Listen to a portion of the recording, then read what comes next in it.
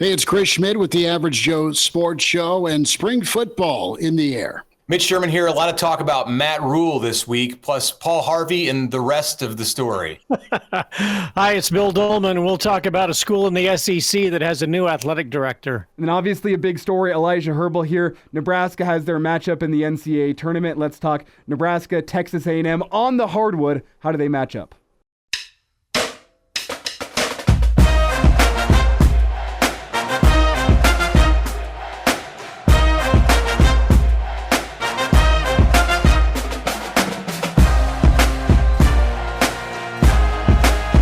Welcome to it. It's episode 35 of the Average Joe Sports Show. Be sure to like and subscribe the AJ Sports Show on your YouTube channel and the AJ Sports Pod on Twitter. Bill Doleman, Mitch Sherman, Elijah Herbel, Chris Schmidt. As guys, it's been a week since we last did one.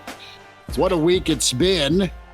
You've got a two teams that have their dancing shoes on. There's a search for the AD along with the presidency. That's still open and filled via the interim. And, Matt Rhule spoke today as he calmed some waters with Husker Nation. Mitch, how you doing, man? I'm great. Schmidt, did you just name the show in the opening? It's been a week? I think you did. We just got our episode title. We can shut this thing down. We're 53 seconds in. Well, I can go back to my bowl of popcorn. Yeah, that's right. Eat it with a spoon, man. There you go. Is that where we open the show? Let's expose Schmidt. Schmidt eats his popcorn with a spoon. Who the hell does that?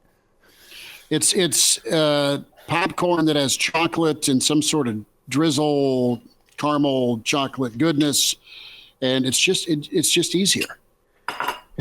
Once I discovered that you had the toppings on the popcorn, I'm fine with it. But let's talk about Matt Rhule. No. What happens whenever Schmitty goes to the movie theater? Do you ask for a spoon from the concession people? No, I don't. That's kind of a private discussion, but This is almost as shocking as Nebraska's change in athletic administration. But thankfully, yes, Matt Rhule spoke to the media on Monday and calmed the waters around Nebraska.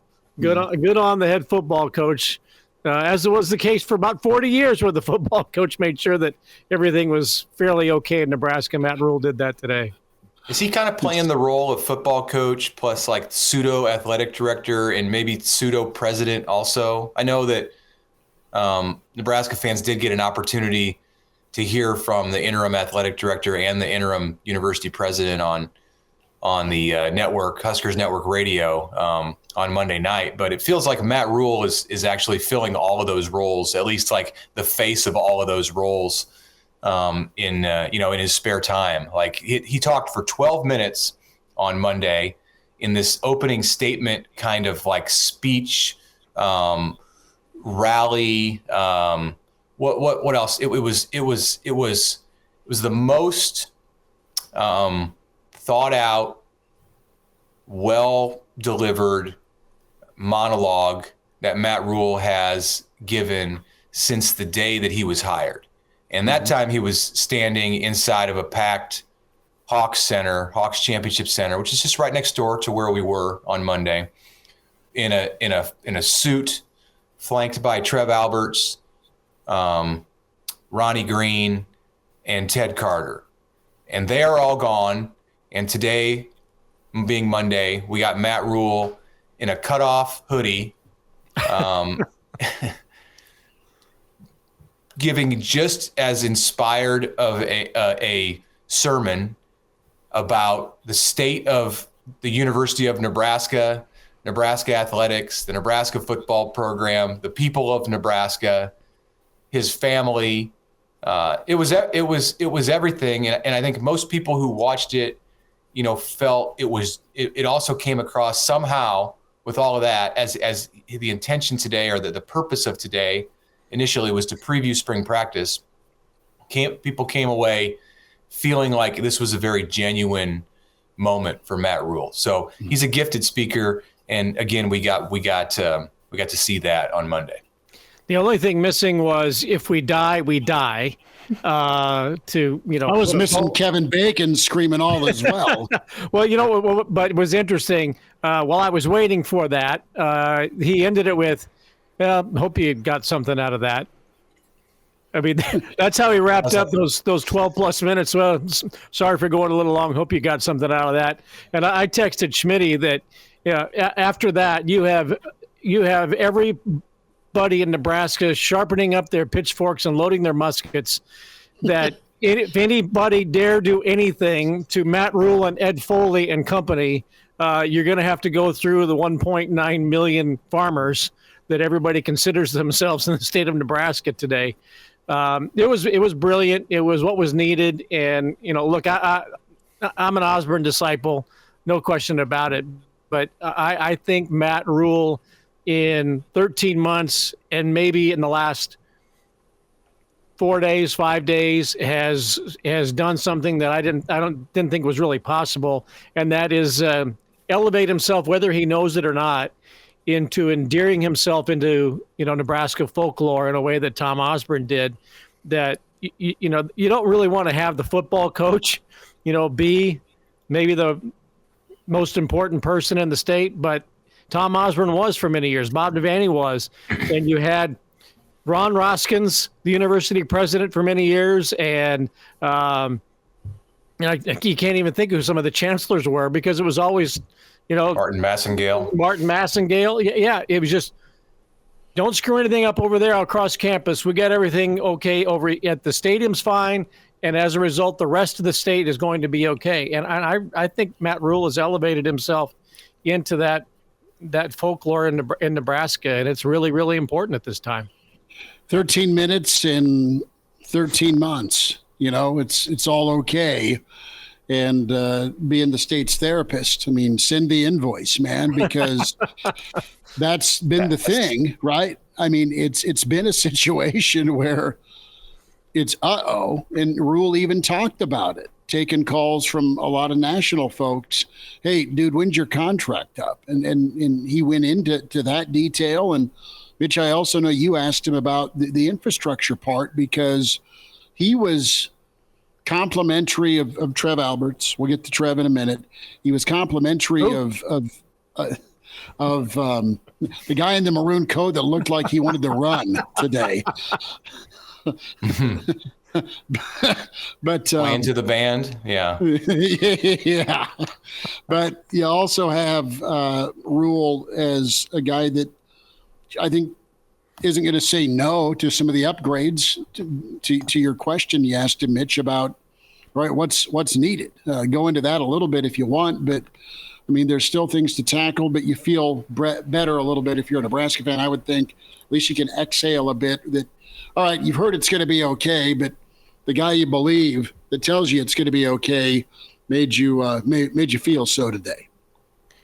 Well, I asked him about the stadium renovation and how he felt about that, how invested he was into the $450 million project that was Trev Alberts' baby, his doing back last November or October. And Rhule, he danced around it a bit and said that he's not smart enough to know what the ins and outs are around that project, and he didn't really want to get into the politics involved in that. So it sounds very much like what I think most people suspected coming out of the Trev Alberts departure, and that's the stadium renovation and the money that's needed to do that are on thin ice right now. And, while certainly nothing has been postponed or tabled, there's going to have to be an evaluation by the next athletic director into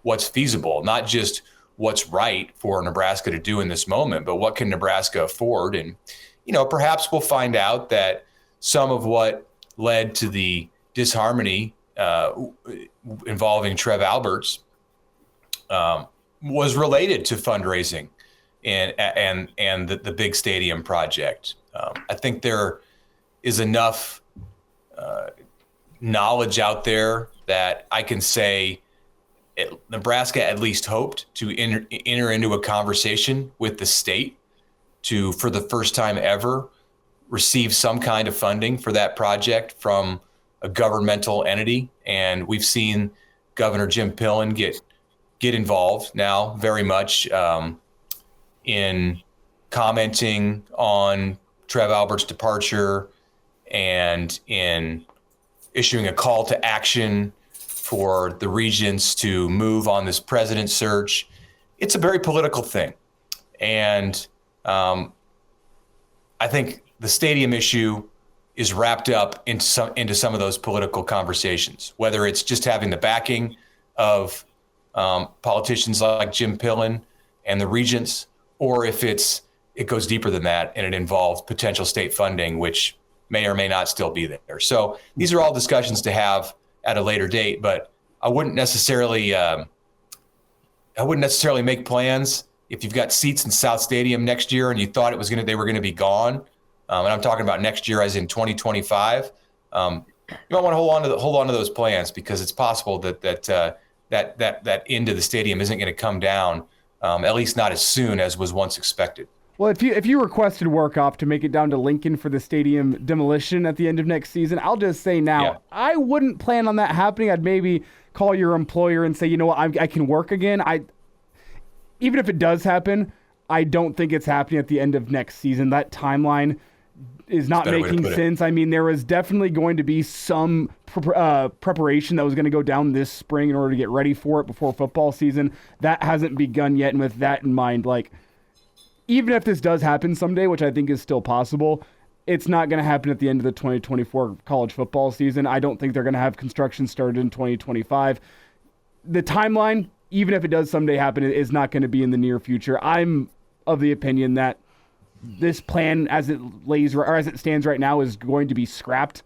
I could be wrong there, but I would definitely be shocked if there is still any sort of demolition that occurs in December of 2024. I don't think there's any question about that. I think that there probably was question about, do we have to do this right now? Mm-hmm.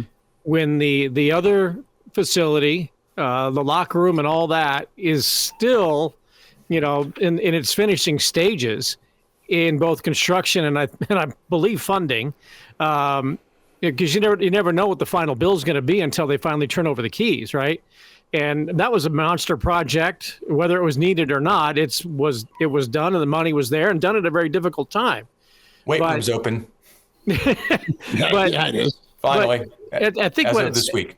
Somebody had to have said, and maybe it was Pillen, maybe it was somebody on the board, maybe it was somebody who may not be on the leader on the board, or maybe it had been a fundraiser, a donor that said, look, there's a certain climate at this university.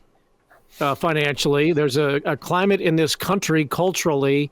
There's a lot going on in collegiate athletics right now. Let's just hold off. All right. Why do we need to go right now when we're still finishing another project, and then you're going to go right into another one that, I think in the days since Wednesday, it just seems like that was more not just stadium building, but legacy building for something bigger down the road for both the man and the building. And I think somebody just said, look, we got just wait. You got nice plans here. We can still work on them. We can tweak them. Maybe things turn in the next year or two financially for the university and for the state and national economy. Let's just hold off. The building is not, as far as I know, falling down like it did 25 years ago, when part of it did come down and they had to do the study. They do studies every year to make sure it's structurally sound. So I think somebody just said, look, can you just wait on this, and let's have some better timing. And for him, the time was now. And since he didn't get that, he left. I don't disagree with you guys. And I started this conversation by bringing up the idea that this thing is going to get pushed back. But what did we hear from Matt Rhule on Monday? It was about being unabashed and aggressive and investing in Nebraska's future and being bold and making decisions that 20 years from now, the leaders at this university, including Matt Rhule himself, can look back upon and say that they did the right thing for Nebraska. So I'm not going to be so quick necessarily to throw away the keys to that, to that project. I think I think it's going to have to be evaluated. I mean, it only makes sense that the next athletic director, of course, the next athletic director is going to come in and assess the situation, see where Nebraska's at financially, if it can afford that. Maybe it can. Maybe all of the many millions, that additional millions that are being generated by the Big Ten will allow the next man or woman who's in charge of the department to just say, yeah, let's go ahead with it. This is a sound plan and it's something we want to do. So, and if that's the case, perhaps it'll get pushed back. But I don't think that this is yet the time for Nebraska to just be pulling back on big dreams that it has had under Trev Alberts. No, I don't think that's the case at all. I just think it's putting the brakes on until things stabilize a little bit more after the other building is completed, and you get a little momentum with the football program. If they go 9-3 regular season this year, I mean, people are going to be going, well, when do you want my tickets? Right. And when do you want my donation? I'm all in on the other side of it. When do you want my donation for that South project? I mean, it's easier to fundraise when it's going well, but there is anticipation, there is excitement for Coach Rhule, and a little bit more on Matt Rhule before we get to Trev and we get to Fred. But just a thought here, when it comes to being aggressive and being bold, Mitch, to what you were talking about with Coach Rhule's comment, a couple of times this press conference, his AD, Pat Kraft, was mentioned and as a reference point. But speaking of bold and aggressive, you were paying your former AD a pretty healthy sum, and that's quite a bit more than what the current AD is at Penn State. Any read into that by you guys? Well, Matt Rhule had a long time to think about what he wanted to say on Monday in front of the state of Nebraska. He had a plane ride home from Scotland where he was golfing with his son last week. And I know from having made a similar trip after the 2023-22 season opener that you got a lot of time to think. I think I watched an entire season of something, but nothing that Matt Rhule had to say on Monday was without a great deal of thought. And the fact that he invoked the name of Pat Kraft twice is interesting. I don't think it means that he's pushing Nebraska to try to hire Pat Kraft away from Penn State. I won't say that. I don't think that that's necessarily realistic. In terms of Kraft's salary, Nebraska could probably get him a pretty nice raise if it made a phone call and he was receptive to it. But Penn State's a heavy hitter.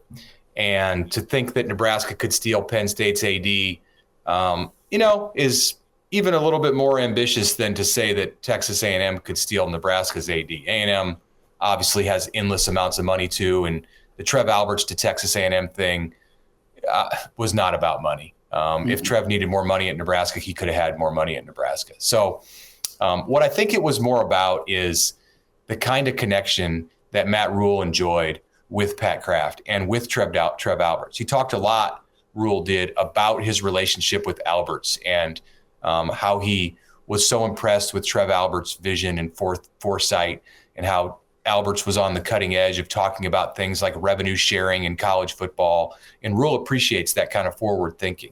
I believe that he also sees those kind of traits in Pat Kraft. And when he used that name, Kraft was his AD at Temple and is now the AD at Penn State. When he used his name, I think he was just bringing that up as an example of the type of person that he would like to work with, not necessarily saying, hey, go get me Pat Kraft and let's roll. I don't think that that they would, if he said that that's what he wanted them to do, I'm sure that they would do it, especially after the 12 minutes. After the 12 minutes, sure. Maybe they make that phone call. But it's clear that he was putting down the parameters of who he would, who he's willing to have be his boss. And it has to be a worker. It's got to be a doer. It's got to be a guy who, or a woman who wears a suit to work at 7 a.m. And that was, it was pretty clear that what he wants to see in who he will be, I don't say answering to, but working with. And I said all along when Trev Alberts was going through the hiring process, it has to be somebody that Trev is comfortable sitting across the table, having a conversation with about football as well as life and academia. And I think it's the same thing in this regard. Whoever it's going to be is going to have to pass the Matt Rhule test and not the chancellor, the president, or the board of regents. It's going to be, who does Matt Rhule want to work with? That's going to be the first and foremost responsibility for the hiring of the next AD. Guys, one more thing on Matt Rhule before we switch gears. This is the Average Joe Sports Show, episode 35 at AJ Sports Show. It's where you can find and subscribe and like. Tell a friend on YouTube, AJ Sports Pod, where you follow us on Twitter. That's Mitch Sherman, Bill Doleman, Elijah Herbel, Chris Schmidt. Topic of urgency came up as well with Matt Rhule, and the coaches, the head man and his staff have an urgency, and they're trying to instill that in the team. And I think there's a lot of guys that came back for year 6 or year 5 that have an urgency. They want to get to better times on the field with their win-loss record, but they're really putting it to them. And he went and highlighted the issue of just figuring out a way to not only get good at, but I guess adopt and like the suck, the part of this time of year and beyond that is going to make you better come fourth quarter time. That whole standard, that different Matt Rhule in year 2, Mitch, that listen, he's gonna turn it up on them because he knows they need to turn up in year 2, just their intensity and ability. Guys, he wants his Nebraska football program to have the urgency of a farmer. And that was I'm referencing the video that Matt Rhule tweeted on Wednesday night, that he sent a request back to Lincoln when he was overseas and said, make me a video to this poem, God Made a Farmer. So God Made a Farmer. And he said of that today, he said, I came here for a purpose. I didn't just come here for people. I've met amazing people, but I'm here for that reason. And I'm looking for players that are here for that reason, that want to build something, that want to leave something.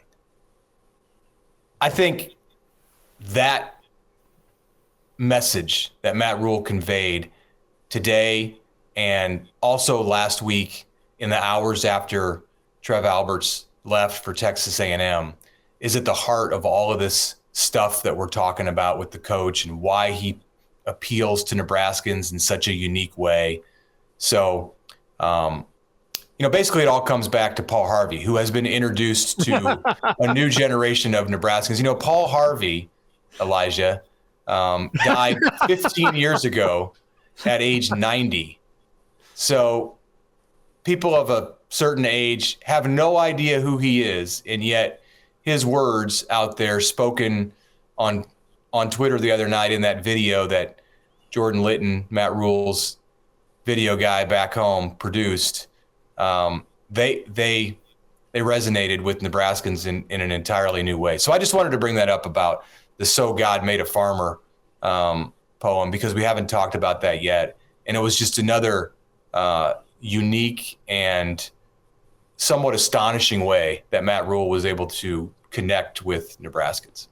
I think you have ranchers in western Nebraska who are fast raising up herds of cattle to rejoin the beef club after that right. After that tweet went out the other day. I mean, it's brilliant. I don't want to say marketing. That seems kind of cheap. But it was like a Super Bowl commercial, wasn't it? It was like they made one. They made one in like 2 hours. Yeah. But yeah. it was right. Amazing. I guess it was a time. Super Bowl commertional. Right, it was. But I mean, it spoke to the heart of Nebraskans, and that's why I say people I've always used the word endearment, but I mean it's folklore now. That's very Tom. It's not something that Tom Osborne would have done. No. But he has found a way to tap into people's pride where, there was a fear of apathy with Nebraska after 20 years. Like, hey, this better be the right hire, Trev. And without a doubt, I think people would universally agree that it was the right hire. And he has tapped into something that people, want to. They want to be passionate about Nebraska athletics again, and they've gotten it through the volleyball program. They've gotten it through the women's basketball program, the men's basketball program, the wrestling team. All the things that are going on positively with Nebraska athletics. Matt Rhule kind of encapsulates that, and he talks himself about being a Husker fan and cheering on all of those teams and dropping all of those names the way he does. Mm-hmm. And people feel like we finally have somebody who was one of us, and we've had people that we thought were one of us, and it hasn't turned out to be that way. And here's a guy who comes in from New York City, of all places, by way of a lot of other stops, and he's done it. I can't be more impressed with the way he touches at the heart of Nebraska people. He almost named the entire basketball team today. I thought he was going to start naming guys like Larry Florence and Derek Walker. Can you go back to the 90s with the basketball program? I mean, come on, let's try to impress us a little bit more. You didn't drop Jerry Fort or Larry Cox, but yeah, he did a nice job of going back to the history books. I mean, there's got to be something deep. I need a Vincent Hamilton or a Mikey Moore reference. I need right. Either of those guys. Let's talk about. You guys aren't speaking to my generation, though. Like, I mean, there's some Peltz, Mike Peltz. How about Mike Peltz? I mean, that's a name that resonates with my generation. That's off the beaten path. You could forget Mike Peltz proposing on the floor. No, I forgot about it. Right. that was after they beat Creighton, if I remember correctly. They beat Creighton, and then he proposed at half court after the game, I think. Well, good timing. She says no. You at least got the dub. Let's talk Trev, and there's been a lot of footage out of Trev's presser today. Had the maroon sport coat on, had the burgundy tie, had the gingham sway. Ugh. And there's all sorts of hilarity on social media, be it the airplane scene where they're trying to calm down one of the passengers. And there's I didn't see that. I can hold it up for you, but it's I'll stick it out. It's Rhule shaking the passenger and smacking. Oh, I did see that. And then behind, I saw there's that. There's this receiving line, and there's one actor that had a tire iron, another had a baseball bat. Herbie had a gun. I mean, it was awful. Casey was in the line. Casey was in the line, and T.O. was there with a billy club. I thought you meant the airplane scene that went viral from earlier this year of the woman in the back of the plane running to the front. You guys know what I'm talking about. Yes. She saw something in the back of the plane. I was wondering how that related to Trev. That mother effer back there is not real. That one, yeah. Yeah. Somehow there's got to be a way to get that one into the mythology circulation. Of Trev Alberts at Texas A&M. Yeah. I'll work on it. But nothing is too much of a stretch at this point. Nebraska, give a Gen Z or like a moment. That meme will be up in a half hour. Give me till tomorrow morning. Trev is not going to be able to go to the Texas A&M Nebraska game, is he? I mean, the Nebraska fans have made this impossible for him to attend, and if he does, it's going to be very un-Trev Alberts like, because he likes to be down on the court among the people. Just think, it was like 3 weeks ago, he had the seat, his golden seat behind the basket at Pinnacle Bank Arena, and he had the 2 extra chairs, and he always entertained people down there, whether it was Dylan Raiola and Dominic Raiola, and then one week it was Harper Murray and Heinrich Harburg, and I mean it was like a Jimmy Kimmel sitting there behind the basket, like, just bring people on my talk show. And now the guy can't even set foot in the arena where the Huskers are playing in their first NCAA tournament in 10 years.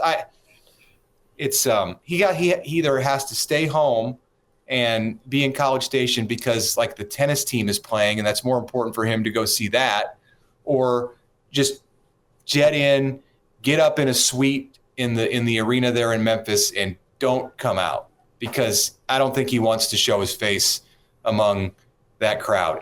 Whether it's justified and Nebraska people are over the line or not, the reality is it's going to be quite some time before he can make an appearance. Well, how many times have we seen Matt Rhule smooth the waters? I wonder if Matt Rhule makes it to that game on Friday. Is there some sort of attempt from Matt Rhule to smooth the waters? Is he sitting with Trev? Maybe not sitting together, but take a picture together and say, "Hey, Trev, thanks for all you did for Nebraska." Or is it one of these? Is it more blood in the water? I don't think so. No. Look. Matt Rhule can read the room too well. He will not do that. And Matt Rhule's, I would not put it past him. Matt Rhule shows up in Memphis, and he's got the Matt McClary look-alike and the wild thing from Ohio State. He's got those two guys who are going Tamanaga crazy at the Big Ten tournament, one sitting on either side of the other. That would be vintage Matt Rhule if he's in Memphis with those two guys courtside. That would be perfect. Now, maybe if Texas A&M was in the pod and not playing Nebraska, but at the same site, maybe then I could see Rhule connecting with Trev and posing for a picture, but not when they're matched against each other. No way. They could also do the Taylor Swift thing where they put him in one of those tall beverage carts and wheel him into the Kelsey suite. Yes. Sneak him in like he's Walter White going to the laundry. All right. Yes. What about the matchup, fellas, and the selection committee's sense of humor? Bill, you've done mock selections. Mitch, you've been a part of it, and these are storylines. I actually haven't, but thank you for thinking I have. Nobody. I've watched a lot of selections. Nobody nationally knew, or it wasn't on the radar yesterday about Trev and A&M and Nebraska, but it's going to be a wasn't really storyline among the projections, is what I was saying. You didn't hear a lot of talk about, hey, maybe they're going to match Nebraska and Texas A&M. But yeah, you're right. Also, they did kind of a dream scenario Saturday. Yeah. Hey, maybe this will happen. Ha ha ha. And then it happened. But it kind of works out with A&M being a 9 seed and Nebraska getting in as an 8. And, we'll dive into the matchup here. His chance for History Friday. But yeah, Bill, did your eyes make you a believer on Sunday night? A believer in conspiracy theories? Put on the tinfoil, baby. I took part in the mock selection process in Indianapolis at the NCAA about 12 years ago, and it is a fascinating process, and certainly it is far more updated now with all of the. That back then it was just RPI, and now you've got all the other analytics that go into it. But it's not an easy process, and there are I shouldn't say not extracurricular. There are extra considerations that go into where teams are going to go, the travel. There's an element to that comes into, well, should this team travel that far? Although you've got Alabama going to Spokane or something like that. But they try to avoid the lengthy travel. They try to, work out, time differences, and it doesn't work out perfectly for everybody. And there's also the considerations of you don't want conference matchups certainly right off the bat, and not until until as late as possible in the tournament. So to that end, I could see where there is some, heavy debate as to whether or not that they really want to do that. And I have a hard time believing that Barry Collier, Greg Byrne, and Jamie Pollard are sitting there going, oh, this would be fun. I bet we can get the other 12 guys, 15 guys or whatever in on this, and let's make sure we call the women's committee too. I just have a hard time believing that, although I do know it probably did not escape them that this was a possibility. But, I look at that, I'm thinking, why Nebraska at 8 and Texas A&M at 9? Why not TCU? And the only thing because TCU is a 9 and is a comparable team to Texas A&M, but TCU could play potentially Houston, and they would have looked at that as two Big 12 teams, and that's why maybe that didn't happen. And you put an SEC team, a Big 10 team, with the possibility of playing a Big 12 team in the second round. So I'm not as conspiratorial about it, unless maybe somebody from CBS ducked their head into the room and said, hey, just let you know, this would be really good for TV. And there is a reality show element, to the NCAA tournament. So do I think that there was a big conspiracy? No, but do I think that somebody may have urged them to do it? Yes. It could have been as simple as somebody in that committee room just saying, hey, guys, it'd be kind of funny. Could have just been as simple as that. Yeah, I don't know. I'm full on conspiracy. I don't even think they need to think it's funny or honestly that it's a conspiracy. And you're more educated on tournament seeding and site selection pairings than I am, Bill, because you've gone through one of those mock situations. But I'm just cycling this through my head in full, what makes sense mode. I don't think there has to be some grand scheme. They don't have to be trying to set up a revenge game. I just think you look at it and you have the possibility. Maybe there were 2 or 3 potential opponents for Nebraska as an 8 seed. Obviously, you have to play a 9. And according to their rankings that came out where they listed every team, Nebraska was 29th in the ranking. So they were solidly an 8. In fact, they were the highest seeded number 8 team. So you're not going to bump them down to a 9. You could potentially bump them up to a 7, but it seemed that after Nebraska lost in the Big Ten semifinals, that 8 was the most logical spot. So you've got about 4 opponents, as you mentioned. One of them is TCU, and that doesn't make a lot of sense because TCU, you don't want to match them against a Big 12 foe potentially in the second round. So you start to look at things, and then the light bulb comes on, and they go, "Wow, look at this! This would really be interesting. We could create some intrigue." Potentially bump TV ratings, certainly generate some talk. And that's the kind of stuff that the NCAA tournament likes to do. We've seen it for years and years and years that they like to do that. If they can create some kind of an intersectional matchup, if Nebraska made the tournament more often, it probably would have been matched in situations where it could have been paired against Creighton, in a second round kind of setting, like we saw the last time Nebraska was in the tournament in 2014 as an 11 seed. It could have been matched against the Jays in the second round as a 3 seed, as it was. Nebraska lost to Baylor and of course, and didn't make it to that game. But so I just think it's kind of common sense that they looked at the potential matchup, said this is one of only a couple that we can pair with Nebraska, and hey, light bulb goes off. This would really be interesting for the people who follow these teams. Now, I wonder about the women's. That's the one that really kind of surprises me. The men's, I could see them looking at all the 8s across the line. And as I mentioned, that's why it was Nebraska's not playing TCU. And I don't have the other 9s as well versed as to who they were. But, it's the Houston TCU matchup that they avoided in the second round. So that's why that went down. But I'm also struck by, getting back to the men, though, why there was zero talk. I watched both bracket shows. Nobody mentioned it. I mean, if that was a storyline, you would have thought that it would have been a big deal that, Nebraska's and Trev Alberts, and maybe if it was mentioned, it was just in passing, the Texas A&M's new athletic director is former Nebraska athletic director Trev Alberts. Let's take a look at the 6-10 matchup now. That didn't happen at all, So they didn't play that storyline in either one of the shows that I saw. They didn't, and I think those guys, those men and women on the CBS and ESPN shows, are a lot more tuned in to. They're thinking about 68 teams, and I think they're a lot more tuned in with the Purdue's and Houston's of the world. I will say, I just looked. The other 2 9 seeds, other than TCU and Texas A&M, and this is going to add credence to, Bill, to your theory that there is no conspiracy here at all. The other 2 9 seeds are Northwestern and Michigan State, who could not match against Nebraska in the first round. Right. So, and look, I'm all in on conspiracy theories. I just can't believe this one. Mm-hmm. So, well, the thing is Nebraska, being the highest 8 seed, would be going up against technically the lowest 9 seed. But they don't do that.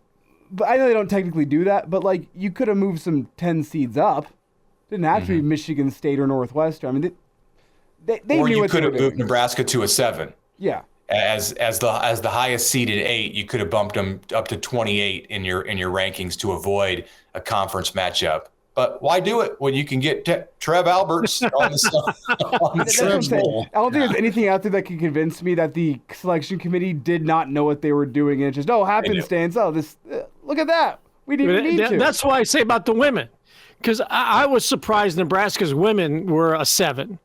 Certainly the win over Iowa back in February and the near win in the Big Ten tournament. Okay, impressive. They're 6, aren't they? Oh, they're 7. The women are a 6. They're 6, even more so.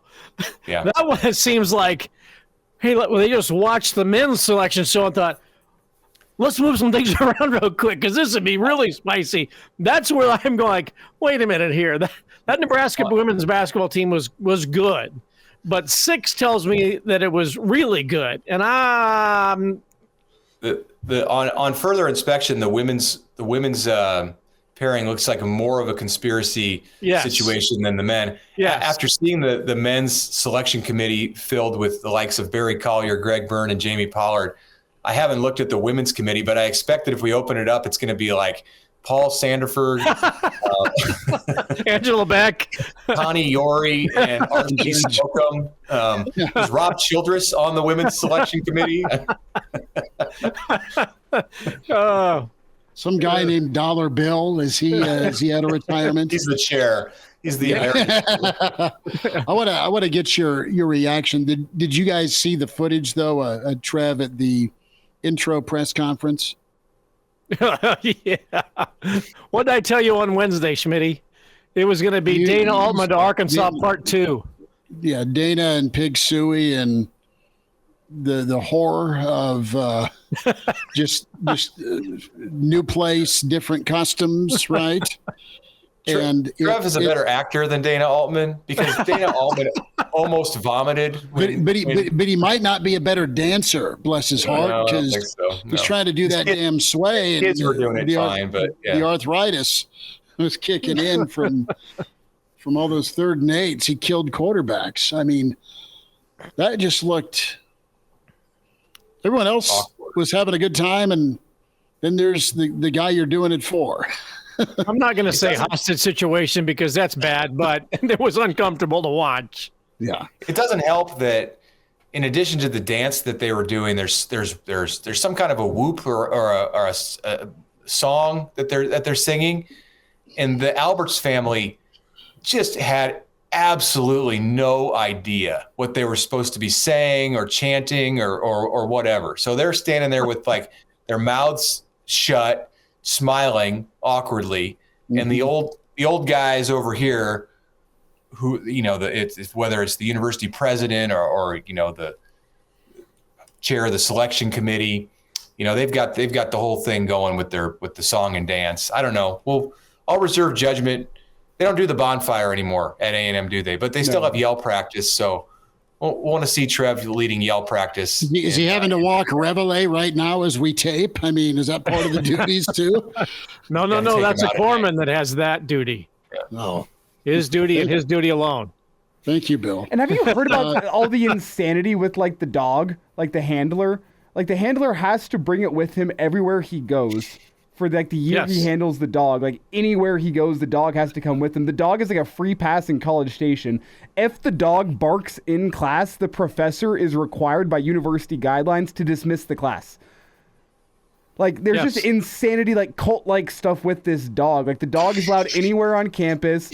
Like it is absolute insane. I'm pretty sure when the last dog died, they had a day of mourning on the Texas A&M campus. There's a funeral. There's like a cemetery for him. Yeah. Now, if they will switch gears from tradition with the Lassie look-alike, I've got about 3 options for him outside that are barking. I can donate. Look, there are some odd traditions in College Station. we made some trips there. I made some trips there for baseball, and that was always a lot of fun to go cover Nebraska baseball at Texas A&M in the Big 12 days. And it's it's very intense at the baseball stadium. I will say that, but it's not as intense as it is at Kyle Field, from the shaking press box to the protected field. Don't go on the field. The cadets will hurt you. It's an acquired taste, and it's going to be entertaining, I think, from this view up north to see how Trev Alberts adapts to that. And maybe just as interesting, just as notable, how the Aggies adapt to him. That's fair. I did a lot of basketball in my Big 12 days with ESPN, and did a lot of College Station games in College Station at G. Raleigh White. Nice people. G. Raleigh White Coliseum, and then at the new facility. And one of the most entertaining assignments I had doing Big 12 games was with former Creighton and Texas A&M head coach Tony Baroni. The Baroni. Oh. And so after Tony Baroni he was on the women. I'm sorry. He was on the after he was let go at A&M, he got into television for a little while. And look, he'd had a reputation as a coach that, he might have been a little bit difficult to work with. I didn't care who I worked with. And he turned out to be one of the most delightful people I ever met.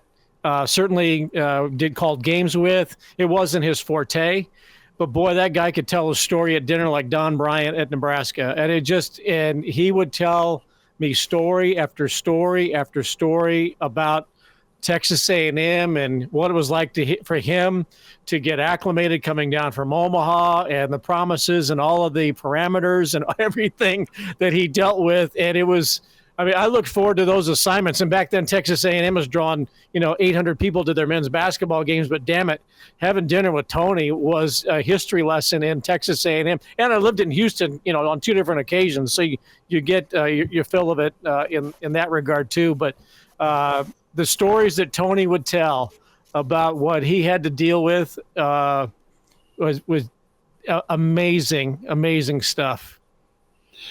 Well, maybe an After Dark episode, the Tony Baroni story time around a much smaller bonfire / campfire, Bill. Average Joe Sports Show. It's episode 35 at AJ Sports Pod. It's where you can find us on Twitter. Give us a follow there.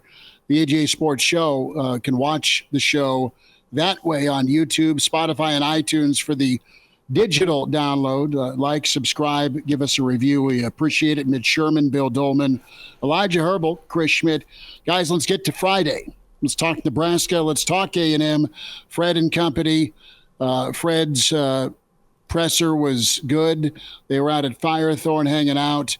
They all watched it at Fred's house. He was upstairs kind of by himself. He said he got emotional just with the build, kind of the reset, and then the payoff for this basketball team, but a chance at history, Mitch.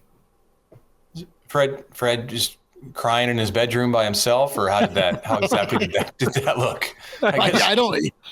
There's no photos of that. Okay. But he said it with his post. I appreciate post announcement session. The human side of Fred Hoiberg has very much been on display this year, and you see his care factor, much like you do with Matt Rhule. These two guys, they come across in different ways and have different strengths, but both of them clearly have a lot of care for Nebraska, and that was again evident with Fred and his decision to watch the selection show by himself in his room. So I wonder if he was worried like that this was going to be like the biggest snub in NCAA tournament history, and he didn't after the way that teams were getting popped off the bubble over the weekend with 6 seeds and 7 seeds winning conference tournaments and in mid majors and low majors. Maybe he thought I better go be by myself, because if this goes poorly, I don't want to be anywhere near a camera. But you've got this image in my head when you were talking about, Fred crying in his room where he's biting his knuckle and there's just a little tear coming down the cheek. of Fred white knuckling it. But no, I mean, listen, as the bubble tightened, it's a good thing they beat Indiana. To be honest, it's a good thing they got to 23. Right. I still think they would have been okay as as it ended up as an 8 seed, but there may have been a hint of nervousness in Lincoln. As it was, there was not. We all knew Nebraska was in. Every projection had Nebraska in. And I think some of the emotion with Fred Hoiberg, in addition to the fact that he just has this incredible connection with this team, he talked about this some after the loss against Illinois on Saturday, is just the continued strong feelings that he had for the team last year that finished 16-16 with Sam Griesel and did not get the chance to play in the postseason, let alone the NCAA tournament. And that was a team that was hoping for an NIT bid. And because of the way that the Big Ten tournament went, they were 500 and that didn't materialize. One more win and they're probably in the NIT. Mm-hmm. But, his emotions, I'm sure, are for this team, for that team a year ago. And then also look at the road that he's been on, the journey that he's been on since he last appeared in the NCAA tournament. His, riding high at Iowa State. And then, you think his career is just on the up and up, goes to the NBA, and obviously it didn't work. Didn't click with the Chicago Bulls, and he had to reinvent himself, bring it back to college.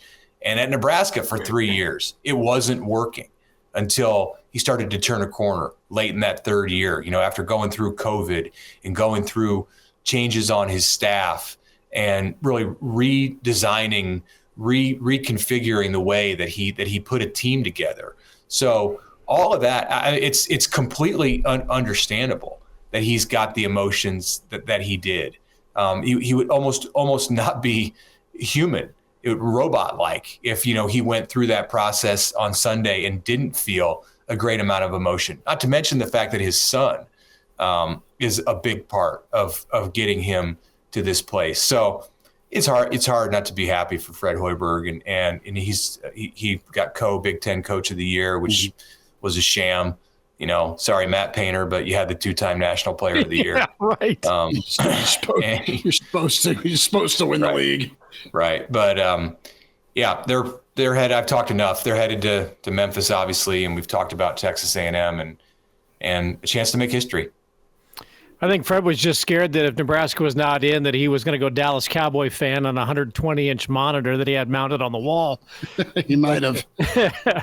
No, I think everybody is really happy for him and impressed with what he has done to reinvent his coaching style, reinvent his coaching philosophy, and do what he's done with the roster that he has assembled the last 2 years. He's done very well through the transfer portal. That means that guys believe in him. He believes in the players that he's brought in. They bought in.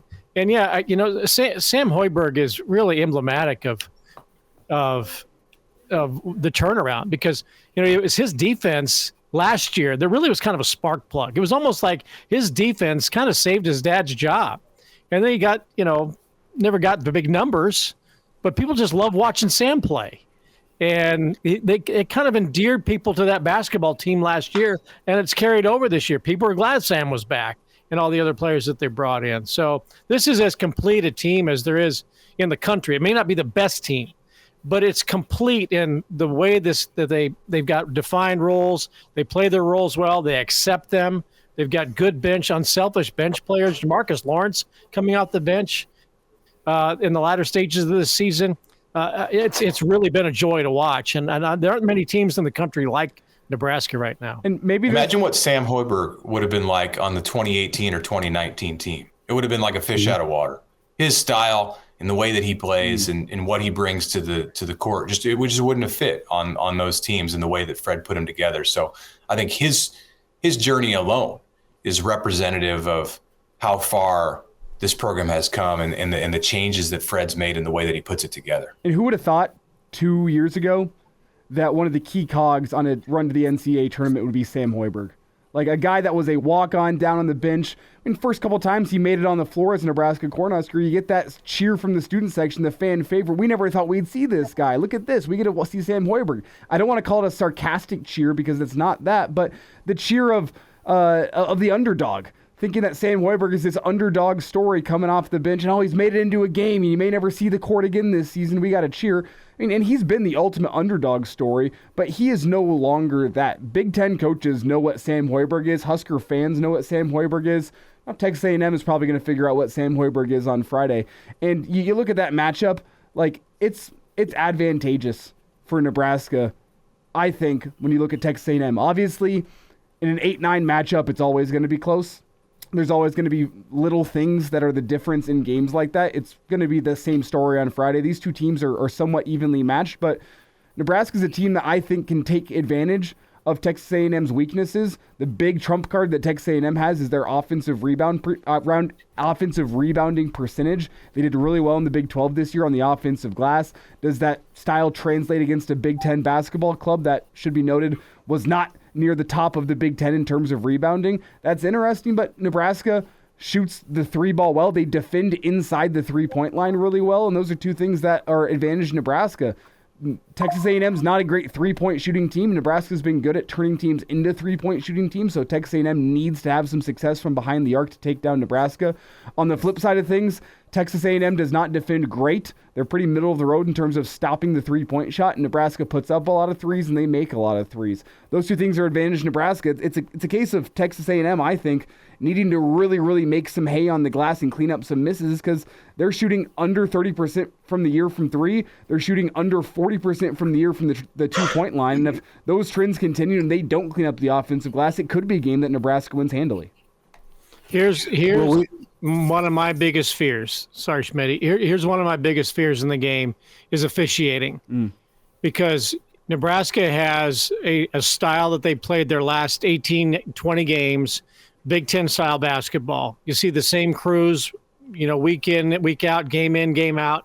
You get to the NCAA tournament, you could get officials that have not officiated. Maybe they have a game or two in the non-conference, but you don't have the same officiating in the NCAA tournament necessarily that you have become accustomed to during conference play.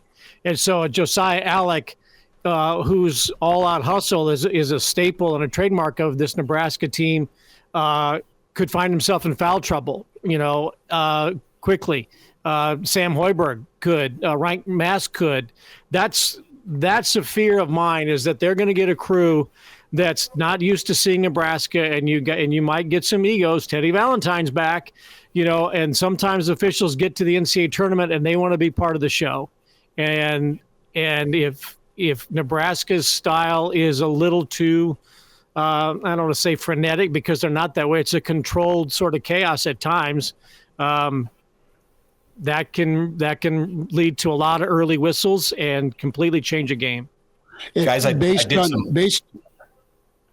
did some looking back through history for Nebraska in the NCAA tournament over the past 30 plus years, almost 40 years.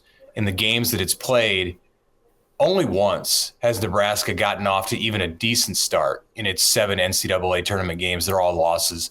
And that was the 1998 game where it had Tyronn Lue as the catalyst, and the Huskers were up on Arkansas at halftime, and then they were up at the under 4-minute timeout. You had Andy Markowski on that team, and he made a couple free throws that put the Huskers up 6 somewhat late in the game, and they gave it away at the end.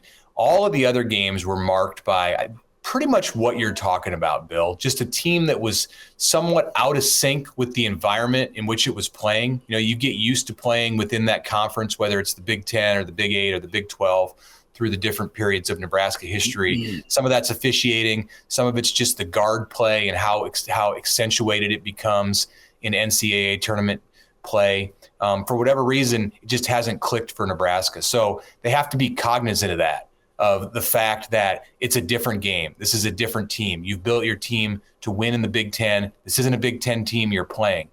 It's maybe advantageous to Nebraska that it's playing another power conference team. Sometimes they've run into trouble when they've gone up against the likes of Penn or Xavier which was a mid-major at the time that Nebraska played the Musketeers in the NCAA tournament. So at least you're going to get players that are physical in the same way that you see in the Big Ten.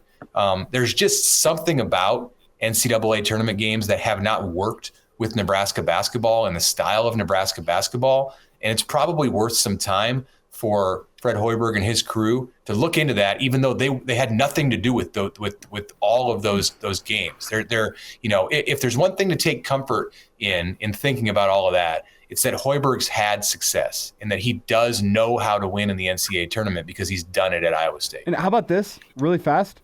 Nebraska doesn't have great history in the NCAA tournament, as you've just laid out, but the Big Ten does. And Nebraska's a Big Ten school now. I'm not sure whether or not there's the expectations and the kind of the brand appeal that comes with that. But dating back to 2008, Big Ten teams that are either a 7 or an 8 seed in the NCAA tournament win their first game or have won their first game in the NCAA tournament 14 times. They've only lost 3 times. So you talk about Nebraska style maybe not translating. Clearly, there's been some Big Ten translation that has worked, especially in the 7 or 8 line. Nebraska, history is on their side there, so I guess it's got to be one of those two things has to win out. Those are the two options. Either they win or they don't. So great stat. It's not going to be a Big Ten crew, which could be an upside, thank God, based on how officiating's gone. 2, Nick Nolte's not screaming at officials on the sideline this game. He was last game. Of course, I'm talking about Coach Underwood. So it can only go up from what it's been. Well, and Shannon, I believe, is still shooting free throws in Minneapolis, even though the lights are off in the arena. But he's still making them. 85, as Juwan Gary said. Yeah. Real quick, things that do favor Nebraska. Again, Elijah, you laid out some of the statistics and the personnel, and Mitch, you said it too. Guard play in the NCAA tournament is imperative. And Nebraska has very good guard play. Some of them are versatile, can go 3-4. But with Lawrence off the bench, Wiltzer off the bench, Hoiberg, what he does, Tominaga, if he can have a first half like he did against Indiana, and he had double figures against Illinois, but it was a pedestrian double figure night for Tominaga. But Nebraska has good guard play. And they also hit free throws better than I think any Nebraska team I've seen. They're like at a 74-75% clip. A year ago, Nebraska was shooting 64% from the free throw line. It has been an incredible improvement. In fact, I think in Fred's first 4 years, they were not above 70 and maybe not even above 68% from the free throw line. So they hit their free throws, and you've got to have good guard play, and you got to make shots from the foul line to have success in the NCAA tournament. Those two things, along with Mass hitting some threes, bode well for Nebraska. There was one NCAA tournament team for Nebraska in the early 90s that was like 14 of 29 from the line in a tournament game. You just can't have those. You can't have those kind of days. Not in late March. I think you laid it out, Bill. Casey needs to go off for like 46, and then Nebraska will be just fine. I actually think that Bryce Williams maybe holds the key, because he's the guy as a combo guard, somebody who's comfortable handling the ball, distributing, running the offense through him, and then is also a scorer. He's the kind of player, more so than even Tominaga. Everybody wants to talk about Tominaga. He's a fascinating attraction because of his shot making ability, but to me, Bryce Williams is the guy that might end up being the key in this game if Nebraska is going to find a way to win it. And he needs to be a dynamic player and at times take over the game and have Nebraska run its system through him. He settled them down against Indiana and hit some big shots against Indiana. Really got everyone else comfortable. Had a nice night against Illinois as well, and maybe he'll be a little more aggressive with his offense, if need be. He's been pretty patient and not forcing it. But as we wind down, you got Bryce, you got Wiltshire, you got Tominaga, you got Hoiberg, you got Jamarcus. That's Gary. a nice. I'm just saying, just from a guard standpoint. Oh yeah, those waves you can throw. We'll see if Hoiberg. Nebraska, Sammy Hoiberg for sure. So that'll wind us down. We'll be dancing Sweet 16. Is that what we're all thinking? I don't know about that. You got to get through Texas A&M first. But, like, we talk a lot about the Husker offense. It's a defensive basketball team, though, and that's what I think it might be even more important on Friday night is that defense. Wade Taylor's the guy that does it all for Texas A&M at the point guard spot. We've talked about the lack of a point guard, especially at the beginning of the year for Nebraska basketball. How do they fare against a team in the NCAA tournament with a true point in Wade Taylor? He's dangerous. And then you have, I think it's 5 different guys on this Texas A&M basketball team that are averaging over 5 rebounds a game. The guy that leads them, and that is Anderson Garcia, kind of Josiah Allick-esque, a little bit more refined version of Josiah Allick with the energy he brings and his ability to get after on the glass. He reels in a lot of offensive rebounds, but that entire lineup 1 through 5 gets on the glass. They rebound both defensively and offensively. I don't think you can say the same for Nebraska. That is a place where Texas A&M can go assert their will and go win this basketball game, I think, is on the glass. If they're getting extra possessions, if Nebraska isn't able or willing to rebound 1 through 5, it could be a long night for Nebraska. Have a drink at the Peabody, wave at Wilford Brimley, and let's get it rolling if you're headed to Memphis as a Nebraska. Some good barbecue. Yeah. And of course, what's the movie with Tom Cruise? The Firm. Mission Impossible. The Firm, right. The Firm. That's where the Wilford Brimley reference came from. I'm going to tap out, fellas. You enjoy. And thanks for tuning in to the Average Joe Sports Show at AJ Sports Pod, where you find us on Twitter, the AJ Sports Show, on YouTube, Spotify, and iTunes. For the podcast, download it, tell a friend, give us a review. Mitch Sherman, Bill Doleman, Elijah Herbel, Chris Schmidt. Talk to you next time.